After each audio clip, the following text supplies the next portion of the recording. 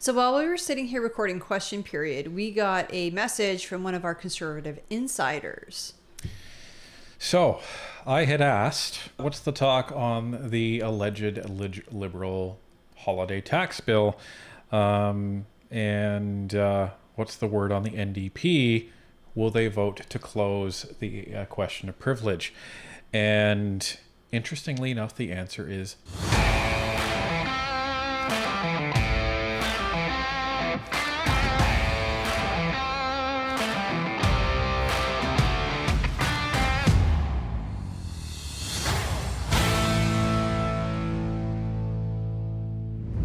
Today's Question Period was focused on the Liberals' proposed GST break. But is it actually going to do anything for Canadians, or is it just a way for them to buy your vote? Let's take a look.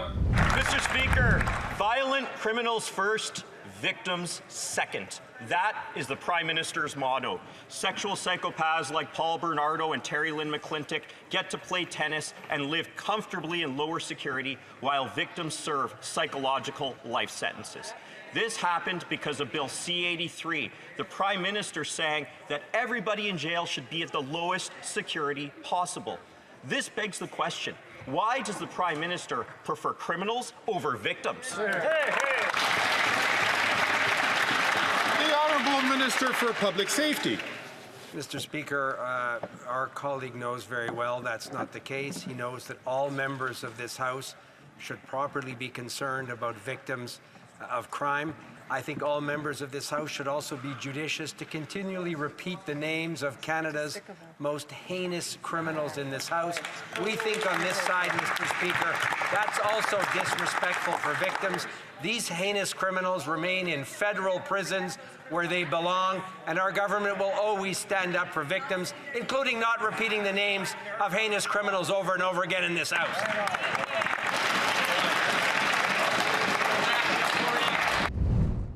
There was a very interesting video that Michelle Ferrari put out. I think it was on her channel with Larry Brock. And they were discussing how they went to visit the women's prison and how lax the rules were and how the prisoners had more leeway and more rights than the guards. And that's all because of these various bills that the Liberal government is putting out, basically putting the rights of the criminals against rights of the victims. Well, and recently, as many of you probably know, there is going to be a hearing with Paul Bernardo, and the victims were actually told that they weren't allowed to come and read the victim impact statements in person. That's unheard of. I mean, parole hearings happen every so many years. I'm honestly not truthful how many, but they do happen, and most of the victims or the family members of the victims will go to these hearings every single time it comes up to remind the public, to remind the judge exactly of what was lost. Well, and the good news, and it's the reason why the Conservatives keep talking about this and keep bringing it up. The good news is that all of a sudden, folks, because the victims are now allowed to go and read their victim impact statements in person, because the excuse that was being put forward was, well, it's for security reasons. So after that excuse was put out, the Conservatives called it out, this blew up, and then all of a sudden, okay, yeah, they can come, there's no problem anymore. And it's difficult for the family members of the victims and the victims themselves to go and face the perpetrator and have to read these victim impact statements. They're very intimate. And the fact that they were initially being denied that right is just inexcusable. Well, and it's their constitutional right to do so. So you have Paul Bernardo being held in a maximum security prison. No, it's medium security now. Being held in a maximum security prison, and then because of quote-unquote good behavior, I guess he was moved to a medium security prison, which was, one of the reasons Marco Mendocino is now sitting in Mendocino Island because of that. And then they were even sheltering Paul Bernardo from having to face the actual people reading these impact statements. Like, I don't even have a word for it. They're treating the perpetrators with the kid gloves And as Caputo said, the victims are the ones who have to carry the life sentence. Right. It's not right. The honourable member from Kamloops, Thompson Caribou. I'll say a name, Tori Stafford. One of her relatives wrote to me about what that minister just said yesterday. He said something similarly insensitive. And if he were to read the note I got, I think he'd be on his feet withdrawing. Mr. Speaker, these NDP Liberals want to give a temporary tax trick while permanently raising the carbon tax to 61 cents a litre. Here's the choice. The NDP Liberals want to remove the GST on a few things. Conservatives want to axe the carbon tax on everything permanently. Will this Prime Minister call a carbon tax election so we can axe the tax? The Honourable Minister of Justice and Attorney General. Speaker, today is a tremendous day in the House of Commons. Why? Because we're giving a tax break to Canadians so they can buy essential things. Groceries, snacks, kids' clothing, kids' boots, diapers, all tax-free. That means starting on December 14th, buying beer or wine to enjoy with your friends or family, going to a restaurant, grabbing some takeout, all tax-free for the holidays. The best question that Conservative member can ask his leader is whether this time he'll be unmuzzled and unleashed to actually vote for an affordability measure in this chamber. This is nothing but the Liberals trying to buy your vote right before Christmas. Oh, this is insane. And the problem is this is what Liberals do every single time. Treat the symptom, not the cause. Yeah. And they just throw money out there. So, okay, you're going to take the GST off for the next 2 months. Why would you have to take the GST off for the next 2 months, Liberals and NDP? Oh, right, because you've caused an affordability crisis. So it's going to be interesting to see what happens here, because the NDP had released a statement and said, yeah, that's great, but they don't go far enough. So they're not even just being wishy-washy with the Conservatives' position, with their position. They're being wishy-washy with every position, it seems like. So we don't even know what's going to happen. What we do know is that in order to actually have this measure implemented and passed, there has to be a bill. And in order for there to be a bill, the House needs to not be seized. In order for the House to not be seized, they have to close the debate on the question of privilege for the SDTC scandal. So here's the question. In order to be able to do that, the NDP has to vote with the Liberals on the motion of closure. Now just look at the optics of this, folks. So the NDP will say, okay, we'll take the GST off and spend, by the way, $6.28 billion. And don't forget, they haven't been able to enact that capital gains tax increase. So they're already over budget because they can't get that going. And this will drag them even further into the hole. Right. So because this bill is also going to include another $250 for everybody next spring, everybody that made under $150,000 in 2023. But that's what they're talking about. So another $6.28 billion over and above the $7 billion additional deficit that they're already running at. So that'll put them at, what is it, around $51 billion? $51 billion for this year.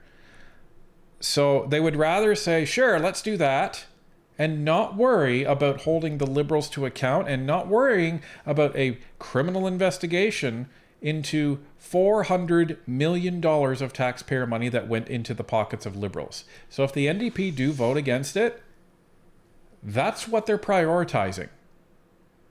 Think about it. Now, could this not go through as an order in council? It's possible, but they wouldn't need the NDP support in order to do it. Well, that's what I'm saying. It's a tax matter, and they're changing the GST from 5% to 0%. Is that not an order in council? They don't need a bill? So it's a good question, and had to look this up because I wanted to know the difference. Because as we've talked about before, if the Conservatives get in and they have issues repealing the carbon tax legislation, they can use an order in council without Parliament involved at all and just set the tax rate to 0%. So why can't they do it in this case?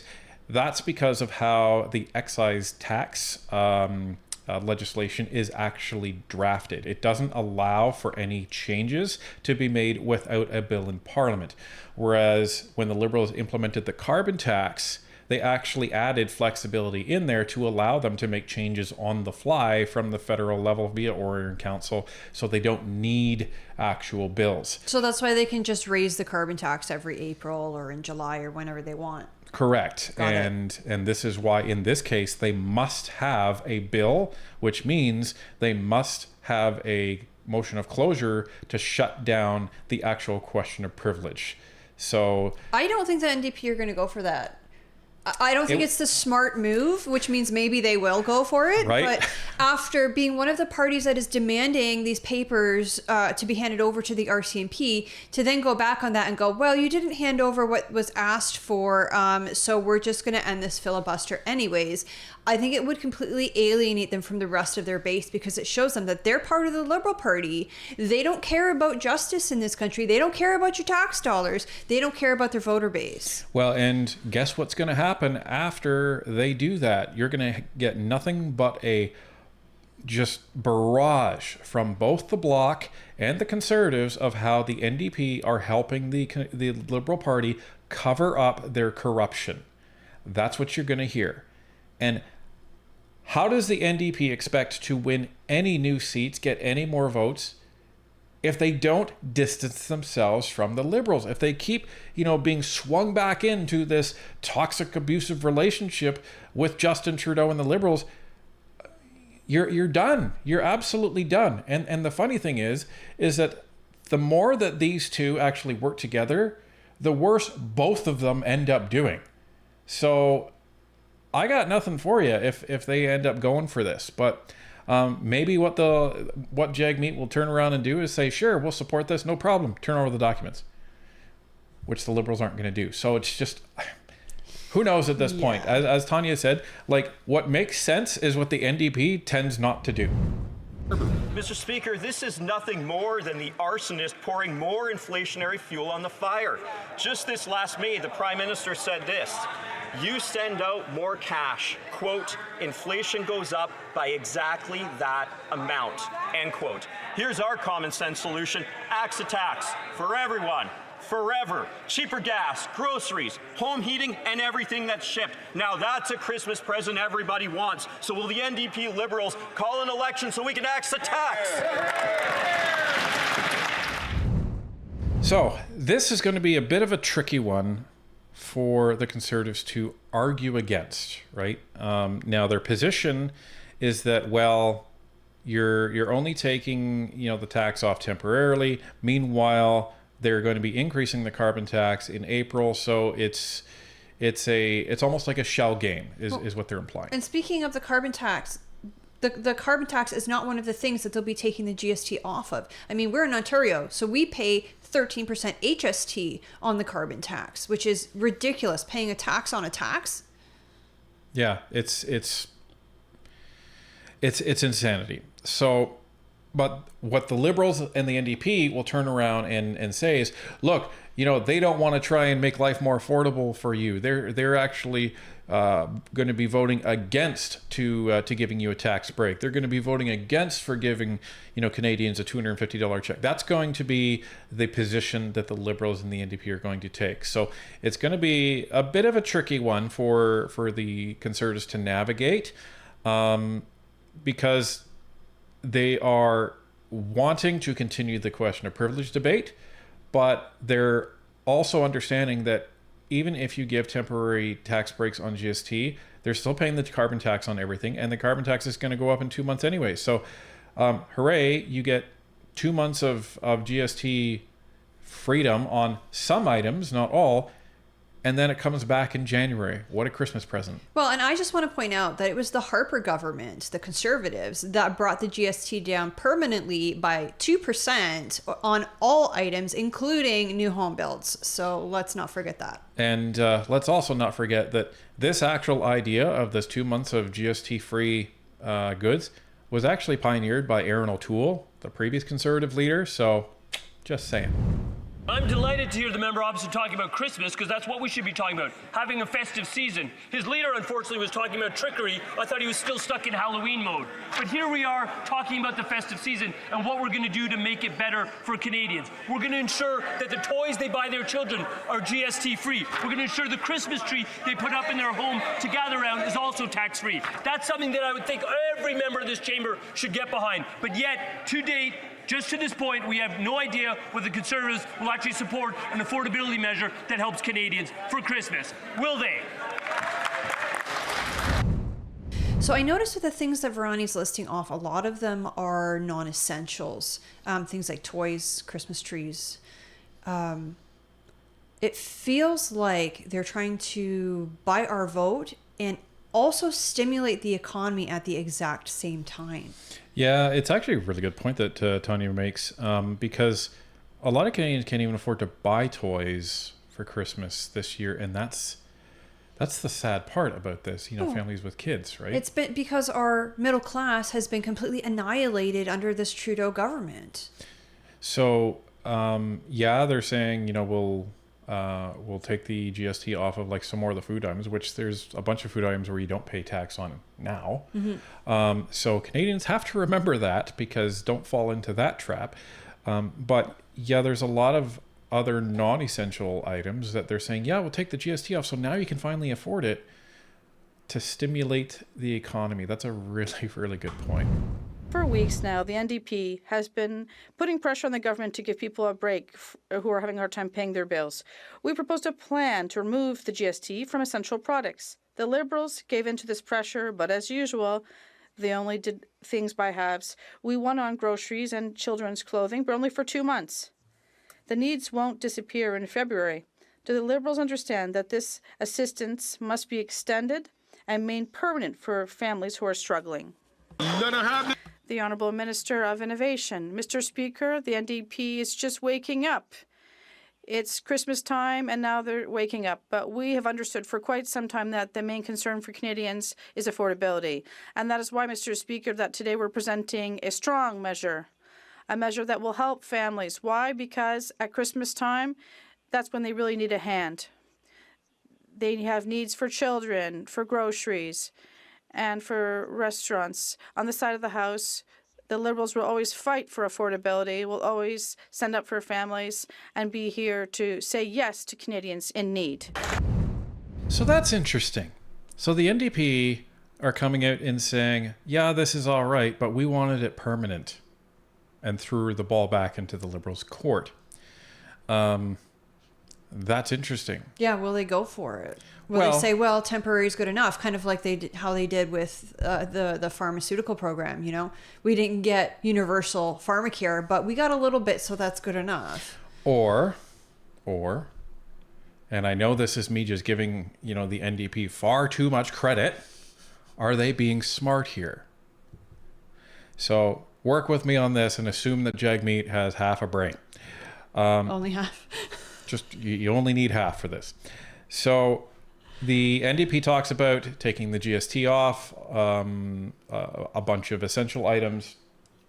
The Liberals fall into this and saying, we'll take it off for 2 months, and you just have to vote with us to end the filibuster. So the NDP says, no, we want it permanent. And then the Liberals say, no, we can only do for 2 months, and then that's it. The Liberals cannot do it permanently. They can't afford to do it permanently. Correct. So then the NDP turns around and says, you're not giving the documents, you're not committed to affordability, we're done, we're going to an election. So that would be the logical thing to do, but I have not known Jagmeet Singh to be logical. Right. And it's the only thing I can think of that would give them some momentum going into an election, right? Because before, their momentum would have been the pharmacare, and they completely botched that up. So now they're talking about this take the GST off of all these essential items. That sounds like the base of a platform for the NDP for an election. So there's a lot of things within the past week that sound like the base of a platform for an election. I mean, the Liberals are using the CBC to send out hit piece after hit piece on the Conservatives. They're coming out with this GST thing. The NDP are coming out with their own GST thing. The Conservatives announced not that long ago that they were going to take the GST off housing under $1 million.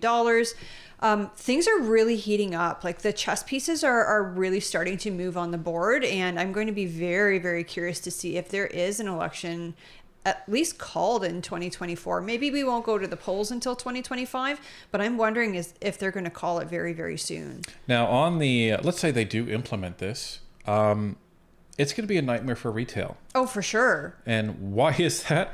Well, because if the government says, all right, on all of these items, you're not going to charge GST on.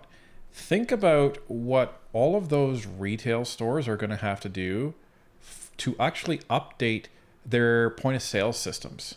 It's a lot of work to program. I remember it was, what year? I guess it would have been 2006 where they were just starting to implement the HST. I had to program a system for the veterinary clinic that I worked at. And all of the items, so things like foods and medications, had the GST and PST on them. Whereas services like a spay or a neuter, for example, only had the GST, the goods and service tax. But we had to program them in a way that because the HST was coming, that we could flip the switch the day that it came into force and everything would change over to 13% HST. It was a lot of work to do it behind the scenes. Like it took me several days of just going through the inventory in the computer and all the procedures in the computer to get it programmed. But could you imagine a grocery store that has like hundreds of thousands of items? Or what about a place like Canadian Tire where they've got things like Christmas trees and hockey skates, and they've got like a plumbing section. They've got everything. How about Walmart that sells groceries as well? Could you imagine how long it would take a place like that? And you would have to do it by law, and then you would have to undo it 2 months later. Well, and guess what would probably happen? That's going to cost those companies a lot of money to actually implement. So you're going to see some sort of price increase somewhere in order to pay for that. So you're not just going to get like this magical, GST off your items and then all of a sudden you save all this money. They're going to get it from you somewhere in order to pay for the labor that they actually need in order to do that. And from an IT perspective, there's no easy way to do this. Unless you're talking about classes of items. So, it all depends on how each company has actually structured their inventory. And it can get really, really complex. So, and this isn't something that they can just do in a day. This is going to take a lot of time for them to actually do. But the Liberals want to pass this and have it implemented for December 14th. Hello, this has to go through the House. I don't see this happening. I don't see this happening for December 14th. Never mind getting it out the door and passed, and then all the companies implementing it and having it ready for December 14th. You're going to have all these companies scrambling in order to have to comply with this legislation. It's going to be nuts. And I just want to clarify, as I was sitting here thinking and listening to Ryan, it was 2010, not 2006, that I had to do all that programming. That's the year that HST came into effect in Ontario. Mr. Speaker, Canadians need relief.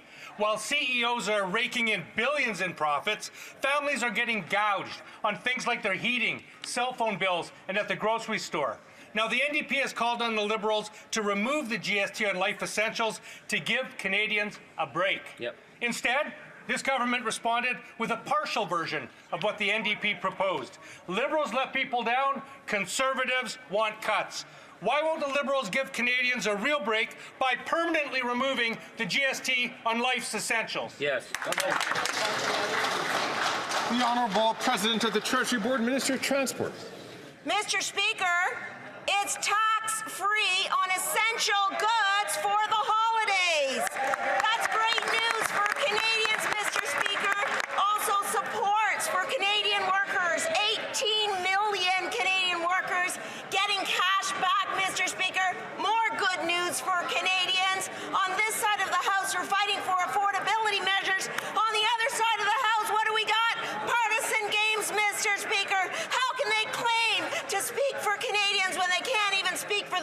yourselves. So the Liberals are trying to buy your vote for $200 if you worked last year. So somebody like me, who's a stay-at-home mom, doesn't get that money. Just a quick question, $250. Oh, $250. Pardon me. That's so much better. And they're also trying to buy your vote by taking the GST off what they consider essential items for 2 months. So how much money is that they are trying to buy your vote for? Maybe $500? Maybe $1,000 if you buy a lot of essential goods.